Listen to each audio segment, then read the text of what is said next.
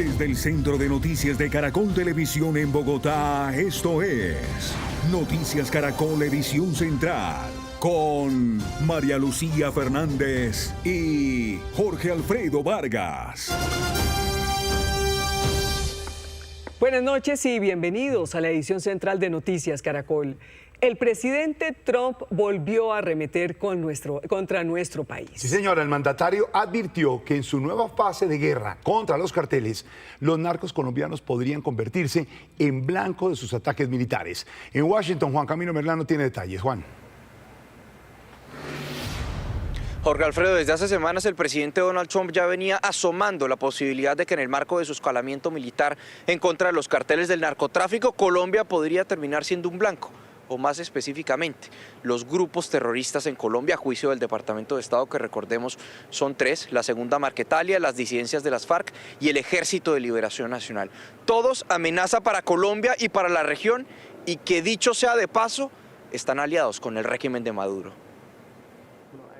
Parecía somnoliento, pero el presidente Trump estaba atento. Rodeado de sus secretarios de Estado y de guerra encargados de ejecutar su ofensiva contra los carteles, el mandatario estadounidense aprovechó la que sería su última reunión de gabinete del año para notificar que los laboratorios de cocaína en Colombia están en su lista de posibles blancos para ataques terrestres. He escuchado que Colombia, el país, está produciendo cocaína. Tienen plantas de producción de cocaína y nos están vendiendo esa droga. Cualquiera que esté haciendo eso y vendiéndola a nuestro país está sujeto a ataques, no solamente Venezuela. La escalada retórica del hombre más poderoso del mundo frente a Colombia no es nueva. Ya hace algunas semanas, en medio del rifirrafe con el presidente Petro, Trump había advertido que si el presidente colombiano no cerraba los campos de la muerte, Estados Unidos lo haría. Semanas después advirtió que le enorgullecería acabar con los laboratorios de cocaína en Colombia. Pero la advertencia de ahora precipitó la respuesta desafiante del mandatario colombiano. Venga, señor Trump, a Colombia, lo invito. Sin misiles he destruido en mi gobierno 18.400 laboratorios, pero no amenace nuestra soberanía, porque despertará al jaguar. Atacar nuestra soberanía es declarar guerra, no dañe 2 siglos de relaciones diplomáticas. Si un país ha ayudado a detener miles de toneladas de cocaína para que no la consuman los norteamericanos, es Colombia. Un cruce de declaraciones que se suma a una serie de episodios de tensiones en la relación bilateral. Un ataque en terreno sería una violación al derecho internacional, dice el ex embajador de Estados Unidos en Colombia, Kevin Whitaker. Este factor nuevo de amenazar a Colombia con ataques, de nuevo, no veo nada de estrategia aquí. Yo veo lo que son tácticas. Para el ex embajador no es tan claro que Trump vaya a pasar de las palabras a los hechos. Si algo que Donald Trump es impredecible, pero ahora estamos hablando de 2 líneas distintas. Primero, la línea de hacer ataques en la tierra, lo que es distinto, y segundo, la posibilidad de ataques en Colombia. Cruzar 2 líneas a la vez me parece improbable. Otras voces, como la de Daniel DiMartino del Manhattan Institute, considera que la advertencia de Trump va en línea con su campaña contra los carteles y Nicolás Maduro.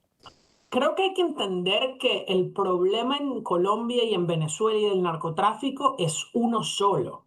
Es que no existirían como están hoy las FARC y el ELN si no fuera porque el régimen chavista tomó el poder en el año 99. Creo que es importante que se entienda que todas estas organizaciones son parte de un ecosistema. En cualquier caso, el presidente Trump reiteró que esas operaciones en terreno con ataques directos contra los carteles comenzarán pronto. Otro de los países que el presidente Trump ha dicho puede ser objeto o blanco de ataques de los Estados Unidos es México, donde hay un problema grave por el tráfico de fentanilo. Y hablando precisamente de fentanilo, hoy en el Congreso, en Bogotá, los ministros de Interior y de Justicia radicaron un proyecto de ley para prohibir la fabricación, producción y transporte de fentanilo en Colombia. Y también hicieron un llamado al presidente Donald Trump para que revisara las políticas antinarcóticos de ambos países. Juan Camilo, en medio de los cuestionamientos de la Casa Blanca, la Armada Nacional sigue cumpliendo con sus tareas de interdicción en alta mar. Una impresionante persecución en el Caribe terminó con la incautación de 2.600 kilos de cocaína. Fueron 3 días de persecución en alta mar. Inteligencia, aviación naval, unidades de guardacostas y el buque ARC Victoria se articularon para lograr esta operación de interdicción en el Mar Caribe. El objetivo era encontrar esta lancha tipo Go Fast cargada con 2.6 toneladas de cocaína que se dirigía hacia Honduras. Buscar ese cargamento en el mar es como buscar una aguja en un pajar. En la inmensidad del mar era supremamente difícil, por lo tanto teníamos que primero desplegar todos los medios, el heroísmo y la valentía de los tripulantes para poder soportar la adversidad de las condiciones. Teníamos unas olas de 2.5 metros, vientos de 30 nudos, que para los que trabajamos en el ambiente marítimo son unas condiciones supremamente adversas. Cuando fue inevitable su detención, los delincuentes comenzaron a lanzar los paquetes de cocaína al mar, lo que obligó a las unidades a iniciar una extensa operación de búsqueda y recuperación. A 90 millas náuticas de Barranquilla incautaron la droga evaluada en aproximadamente 125 millones de dólares y capturaron a 6 tripulantes. 3 de nacionalidad colombiana, 2 de nacionalidad venezolana y un jamaiquino. Pero sí se estaban jugando la vida. En otro escenario, las condiciones primero eran totalmente adversas, o sea que pudieran haber naufragado en primer lugar, y obviamente las acciones ofensivas de otros países podrían haber generado otro tipo de resultado. Con esta operación en el Mar Caribe, la Armada impidió que 6,5 millones de dosis llegaran a consumidores en Norteamérica. Un joven que cumpliría 30 años este viernes fue asesinado a tiros por 2 criminales que le intentaron robar su morral y su celular en el norte de Bogotá. En la reacción, la policía abatió a uno de los delincuentes y capturó al otro, que quedó herido. Este es el momento en el que el joven de 29 años de edad, Jean-Claude Bossard, es abordado violentamente por un sujeto armado en la avenida 19 con calle 107 al norte de Bogotá. El joven de origen barranquillero, al que el ladrón intenta robarle la cadena de oro y el celular, pone resistencia. Durante varios segundos forcejean. Fueron cerca de 28 segundos en los que el joven aficionado a las motos se resiste al asalto. El delincuente le dispara y Bossard queda tendido en el piso. Aproximadamente a la 1:30 de la tarde, unos individuos que se desplazaban en una motocicleta intentan hurtar a una persona de 29 años.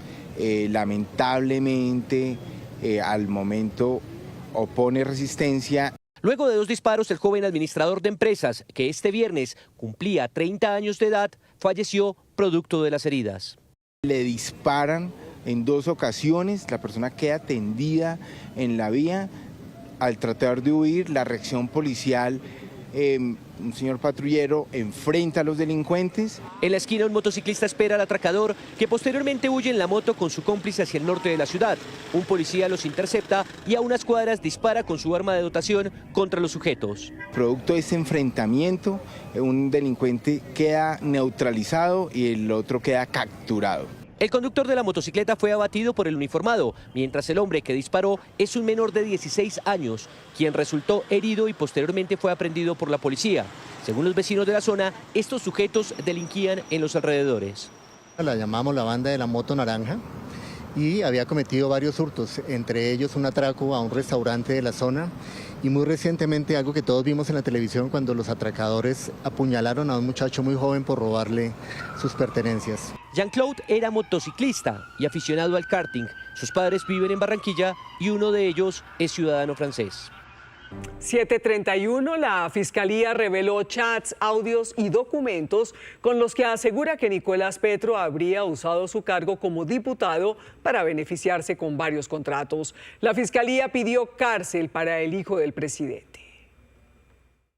Nicolás Petro instrumentalizó su investidura y su influencia política y social para direccionar la contratación estatal en el departamento del Atlántico. Con esta afirmación, la fiscal Lucy Laborde le pidió a un juez que enviara a la cárcel a Nicolás Petro, el hijo mayor del presidente Gustavo Petro, al considerarlo responsable de presuntas maniobras para adjudicar y beneficiarse con contratos firmados entre la Gobernación del Atlántico y una fundación cuando era diputado. Contratos dirigidos a programas sociales para adultos mayores y estudiantes con discapacidad.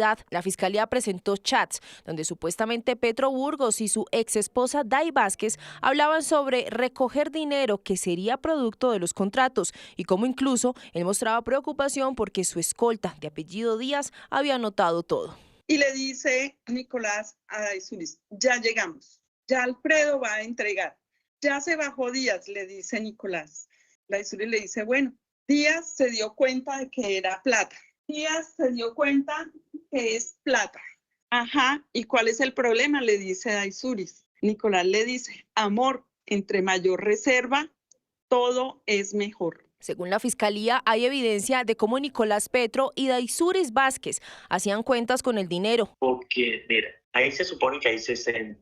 De esos 60, tú vas a coger 10, ya serían 50. Yo voy a coger 18, ya serían 32.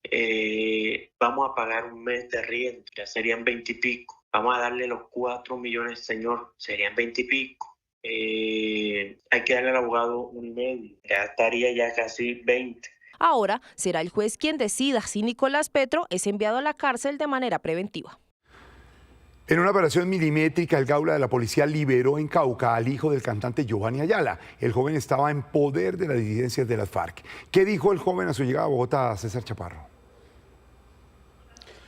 Jorge Alfredo, televidentes, buenas noches. Pues Miguel Ayala, al llegar aquí a la Dirección General de la Policía, explicó que fueron los 15 días más difíciles de su vida. Especialmente las noches fueron una pesadilla, porque incluso los secuestradores se burlaban de ellos mientras permanecían amarrados, no solamente de pies, sino de manos también. También habló su papá, Giovanni Ayala, el cantante, quien aseguró que inicialmente los secuestradores exigían una suma de cerca de 4.500 millones de pesos, pero a medida que iban pasando los días, la suma de dinero iba aumentando. Y estábamos descalzos, nos tocó pasarnos un zapato y un zapato a mi amigo, mi manager Nicolás, nos tocó un zapato y un zapato y llegamos todos arañados. La rodilla la tengo arañada porque las matas nos hacían pasar por un río, una quebrada, y hubo un momento de una bajada y una montaña.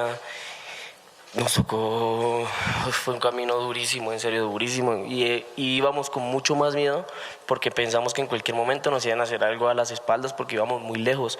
Recibimos muchas llamadas y le dimos credibilidad a dos, porque no llamaron del celular mío, ni el de las contrataciones, sino el celular de Luis, su hermano. Ellos son gemelos, Miguel y Luis, y se nos hizo muy extraño. ¿Por qué lo llamaron a él? ¿Y por qué una suma tan grande? 4.500 millones inicialmente y luego 7.500 millones. Y nos dio a inclinarnos a que ellos eran los secuestradores. También habló Nicolás Pantoja, el manager de Miguel Ayala. Dicen que los dos están con buen estado de salud. También la policía reveló detalles de cómo se dio este rescate por parte de un grupo jungla de la policía, del Gaula de la policía.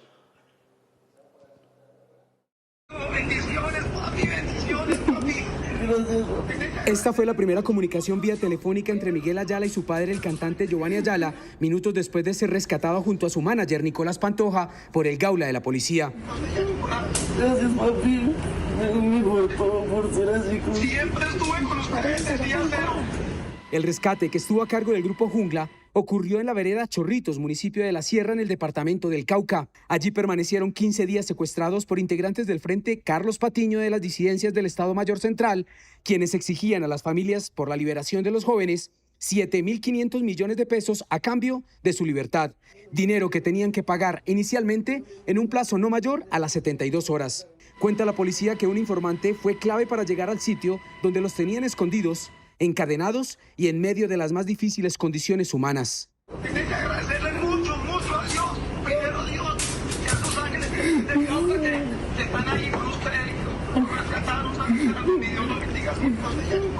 Gracias, papi, por ser así. Siempre estuve con ustedes desde día cero y el Gaula con ustedes. Dios estuvo siempre con ustedes. En el diálogo, el joven, quien rompe en llanto, manifiesta estar bien, al igual que Nicolás, su manager. Estamos esperando con los brazos abiertos. Quiero llegar a abrazarlos, perdóname, señor, por todo. ¿Cómo se siente? Bien, no me lo creo todavía. ¿Cómo está Nicolás? Bien, aquí está.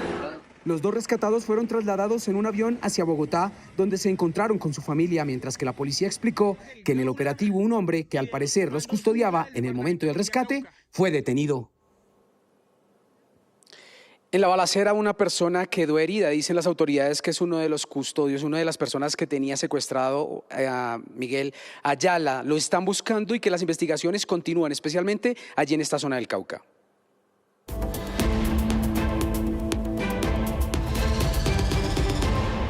Hola. En Noticias del Mundo, el caso de un joven que entró y murió en la jaula de una leona en Brasil el pasado domingo generó conmoción después de que la imagen se hiciera viral en redes sociales. Hoy se conoció que el muchacho tenía esquizofrenia. Tras la muerte de Gerson de Melo Machado, quien invadió la jaula de una leona en el Parque Arruda Câmara en João Pessoa, en el estado brasileño de Paraíba, diversas organizaciones se reunieron en el lugar para discutir el asunto.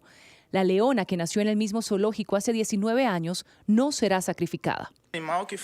Era un animal que nació y creció en el parque, por lo que nunca antes se había presentado una situación como esta. Fue una novedad para ella, así que a partir de ahí se pueden imaginar un cambio de comportamiento. El parque, conocido como Parque de Bica, permanece cerrado al público sin fecha de reapertura prevista.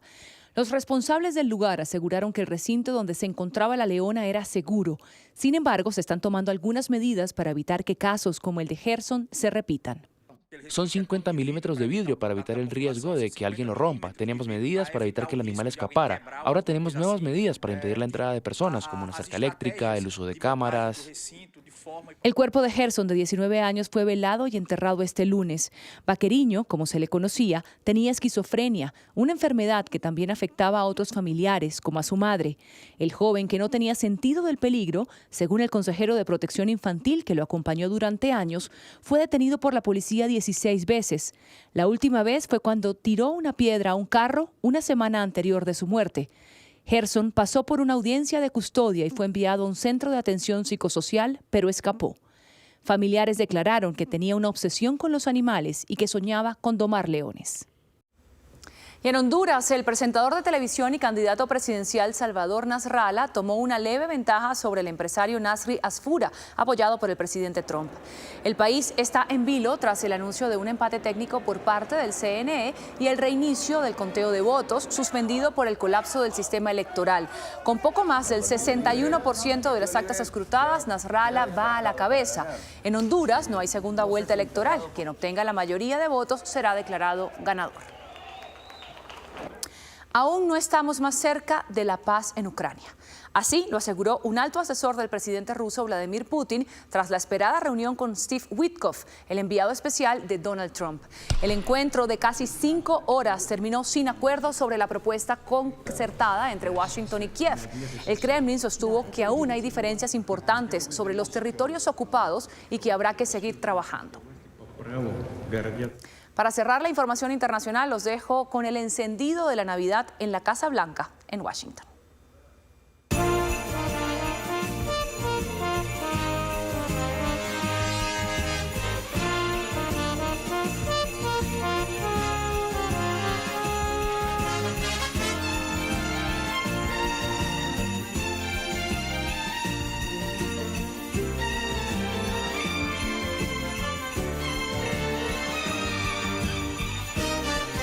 Miguel Uribe Londoño reaccionó esta tarde a la decisión del Centro Democrático de retirarlo de la competencia por la presidencia de la República. Su reacción se produce tras la polémica en que terció el expresidente Uribe y tras conocerse los resultados de la encuesta de Inbamer contratada por Noticias Caracol y Blue Radio. Este comunicado de Abelardo de la Espriella parece enredar aún más lo que ocurre en el Centro Democrático de cara a la elección de su candidato presidencial. De la Espriella asegura que sí habló con Miguel Uribe Londoño sobre la opción de que fuera su fórmula vicepresidencial, pero que lo hizo hace 3 meses antes de que él se convirtiera en precandidato del Centro Democrático, y confirmó que el domingo anterior se reunieron de nuevo en Barranquilla, donde Miguel Uribe Londoño fue quien supuestamente abordó de nuevo el tema de adherirse a Abelardo de la Espriella. En su comunicado dice, en esa reunión el doctor Miguel Uribe manifestó su deseo de renunciar a su candidatura en el Centro Democrático. Sin embargo, el mismo de la Espriella asegura que la realidad política entre el momento de ese ofrecimiento y la de este domingo era diferente, entre otras cosas porque Miguel Uribe era ya precandidato de un partido amigo y que por eso decidió contarle todos los detalles al expresidente Álvaro Uribe Vélez. Las afirmaciones de la Espriella aparecieron solo momentos después de que Miguel Uribe Londoño diera las suyas en una rueda de prensa donde anunció su renuncia al Centro Democrático, partido que ya lo había retirado de su proceso de consulta interna para elegir candidato presidencial. Sorprende que se haya anunciado mi supuesta renuncia sin haberme consultado jamás. Ni el director del partido, ni ninguna autoridad me preguntó si era cierto. No respondieron a mis llamadas, no escucharon mis argumentos. Precisamente a primera hora del día, el expresidente Álvaro Uribe, líder del Centro Democrático, insistió en una propuesta para crear un acuerdo que busque un candidato de la llamada centro-derecha. De contribuir a un gran acuerdo para el bien de la democracia colombiana, que incluya un amplio espectro, desde el doctor Abelardo de la Espriella hasta el doctor Sergio Fajardo. En el mismo llamado a esa especie de coalición, Uribe dejó en claro que por el lado del Centro Democrático, los aspirantes serían María Fernanda Cabal, Paloma Valencia y Paola Holguín, ratificando así el retiro de Miguel Uribe de la carrera electoral. Lo que hasta ahora no tiene respuesta es la convocatoria que hizo el exmandatario a los otros precandidatos. Lo que sí trascendió fue la propuesta que Roy Barreras le hizo a Miguel Uribe para aspirar al Senado por su movimiento. Avianca informó que el 100% de su flota de aviones A320 fue actualizada con el software solicitado por Airbus. Tras 4 días de actualización, se superó la contingencia y todos sus aviones están operativos. Más de 42.000 pasajeros resultaron afectados. Según la aerolínea, el 95% de sus usuarios fueron reubicados en otros vuelos. Se espera que desde esta noche no se registren más retrasos ni cancelaciones. Tras la finalización de los contratos entre las empresas productoras y distribuidoras de gas, se avecina un aumento considerable en las facturas. Según las cifras de la Bolsa Mercantil de Colombia, el ajuste en los precios de los contratos para producir gas vehicular es del 55%, el industrial 28% y el residencial el 14%. Andesco, gremio que reúne a las empresas de servicios públicos, aseguró que aún no está claro de cuánto será el reajuste para los usuarios. Buenas noches. En medio de las reuniones de la Mesa de Concertación Salarial, el DANE les reveló a ellos, a los empresarios y a los sindicatos, el panorama del salario mínimo en Colombia, con corte octubre de este año. Y dentro de los datos más relevantes, 2,40 millones de personas en el país se ganan un salario mínimo. Esta cifra cae un 35%. De otro lado, 11,38 millones de personas se ganan menos de un salario mínimo y esta cifra presenta un crecimiento del 12%.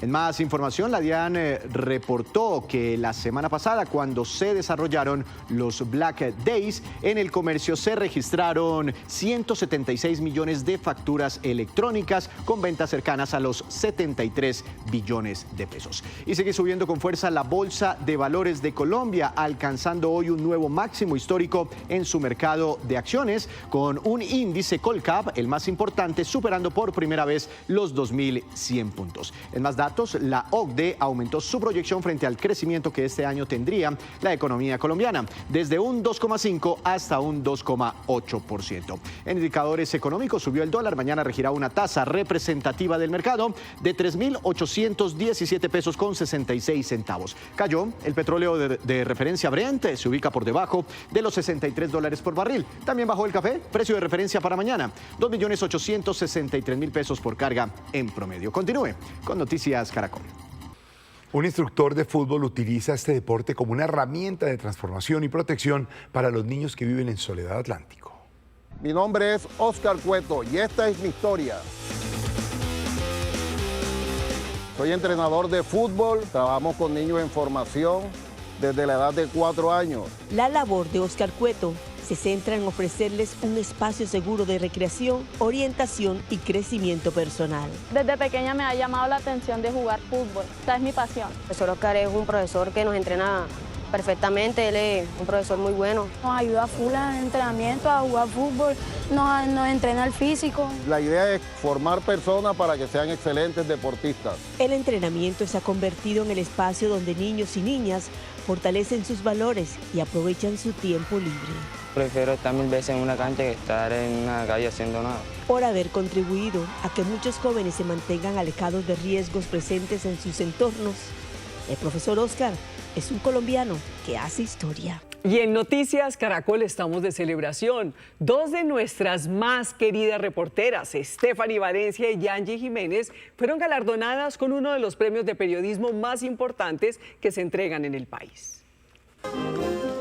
Angie Jiménez y Stephanie Valencia, periodistas de Noticias Caracol que se destacan por su trabajo, rigor y aporte al periodismo colombiano, reciben el Premio Nacional de Periodismo Alfonso López Michelsen, uno de los galardones más representativos para esta labor.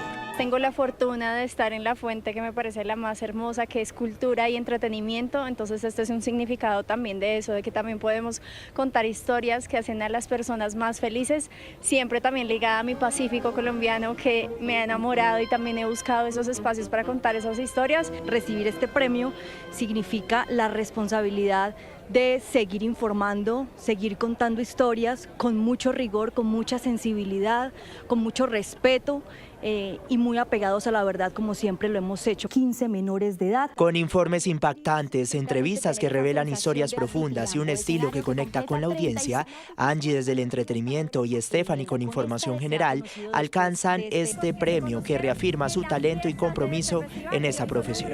Esa es su historia. Este reconocimiento entregado por la Sociedad Colombiana de Prensa y Medios de Comunicación, que celebra 27 años de historia, honra la memoria del expresidente Alfonso López Michelsen, recordado por su defensa al ejercicio libre, ético e independiente del periodismo en el país. Con responsabilidad a la hora de informar, vocación de servicio y un trabajo incansable, hoy Angie y Stephanie son motivo de orgullo para todo el equipo de Noticias Caracol.